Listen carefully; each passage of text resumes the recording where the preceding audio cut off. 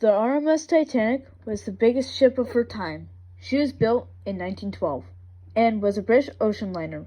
The Titanic was 882 feet long and was considered unsinkable because of the compartments along her keel, but was not true. The Titanic had a max speed of 21 knots and was coal-powered.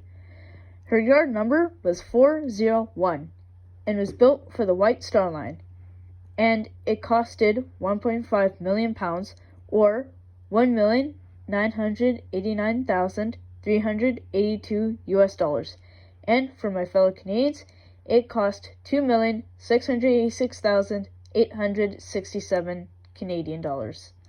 The RMS Titanic was the biggest and best ship of her time until April 14th, 1912, at 11:40 p.m., the Titanic would hit a large iceberg, tearing 6 compartments open. She could have stayed afloat if it were only 4, and the Titanic would instantly start to take on water and start to sink. Their Marconist, or radio operators, Jack Phillips and Harold Bride, would start to send out the new SOS signals to any nearby ships. The Titanic would also send out flares, but the RMS Carpathia picked up the SOS signals and said they would be there in 3.5 hours, time the Titanic did not have. At 2:17 a.m., the Titanic would hit its max angle and stress limits and would sadly break in half, then fully